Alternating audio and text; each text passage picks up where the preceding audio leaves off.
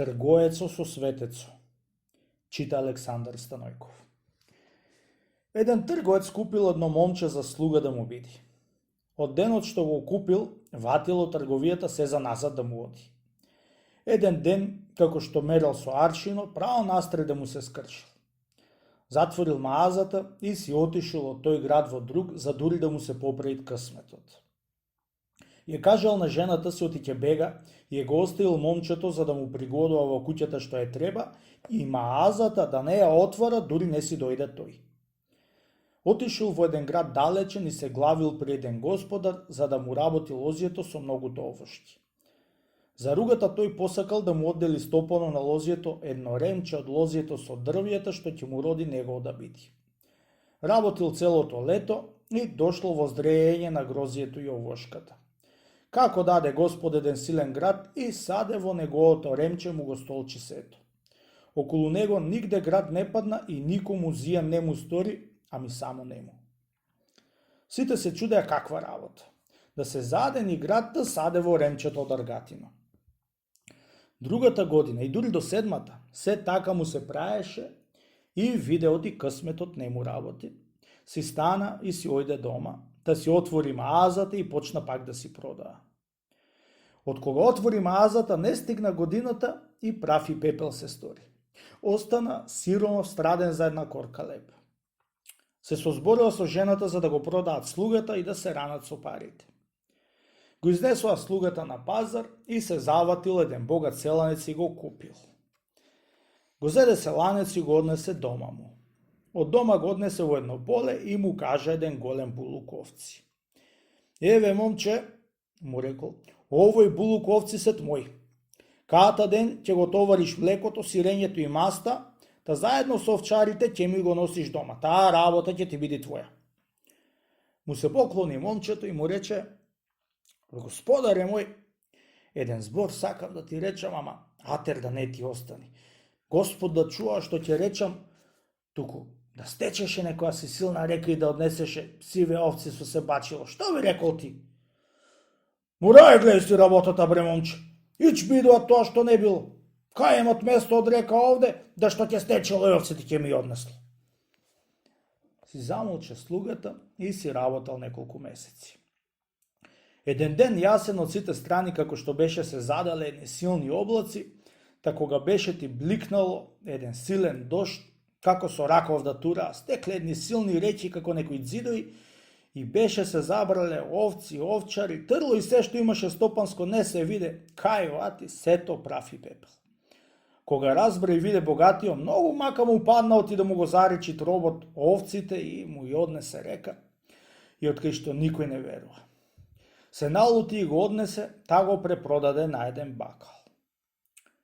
Бакало му вели на момчето, момче, еве овој дуќанот мој со оваа стока, ти го оставам јас на твојата рака. Ама гледај вам, еве ти две оканици. Со поголемаа ќе купуваш, со помалата ќе продаш, оти така синко стока се печали. Мјарно, господари, така се печали, ама брго ќе истечи. Те молам да не ми се лути што ти реков и што ќе ти рече. Господ да чува туку некоја ноќ дуќанов да пропадне в земји, што би ми рекол? Морајде, бре момче, гледај си работа, тоа што не било, ни ќе биде, ти ми кажаш. Си заќуте момче и поработи некој месец. Туку една ноќ зинала земја и го голтнала дуќано. Кога идат мајстори и момчево да отворат дуќано, се чудат оти го снемало дуќано. Си рекол бакалот и го зел момчето да го препродал на еден дуовник. Дуовникот, бидејќи старец, му требаше за да му слугува момчето. Го однесе дома и му кажа сите измети што ќе му и чинеше. Сите измети ќе ти и правам, ама ќе те молам во сабота кога ќе си легниш да ми пуштиш да се прошетам троа, му рекло момчето. Му дал изим дуовнико и секоја вечер измето му го чинеше и во сабота вечер се одеше момчето. Неколку месеци така оди момчето сабота вечер. Дуовникот се думал на сабота вечер и си рекол со умо, за да го варди кај оди, да не ми одит по некои лоши работи и да ми донеси некој голем срам. Една сабота вечер, штото го тргнало од вратата надвор, а по него дуовнико. Тоа оди тој по него и колку за еден саат се најде во една планина голема близу до една чешма при една црква растурена. Застана момчето пред црквата и се поклони. Коѓерот туку седи да се чуди како дојде на таа планина ни видена, ни чуена, чунки туку околу негојот град таква планина не видел од кога беше се родил. Се зачкрил за еден камен дуовникот и гледа што ќе правит момчето. Постојало троа, ете ти уште едно момче кај дошло од друга страна и уште малку, уште едно. Се ставиле 3 момчиња. Во лицата како ангелчиња му се гледале на дуовникот. Откако се здравувале, паднале на лицата и се поклониле. Во тоа време се поклонувале и дрвјата. Се зачудил и дуовникот и си рекол сумо: леле, јас грешен човек, да заповедам светец да ми слугува. Од кога се измолиле 3 момчиња, седнале крај чешмата и се мало се поразговориле. Во тоа време дуовникот заспал и од кога го огреало сонце се разбудил. Гледал вамо, тамо, нигде не може да познае патот кај дошол да си оди. Тргнал низ планина да оди преку трупа и си вели сумоти ќе го јадат орлите во тие пустели, докај што очи му гледа, се планиње му се гледа. Оди ти овкат. Ручек помина, ужина в таса, лебед си нема да си касни, а страва му беше голем за да не го изеит некој звер.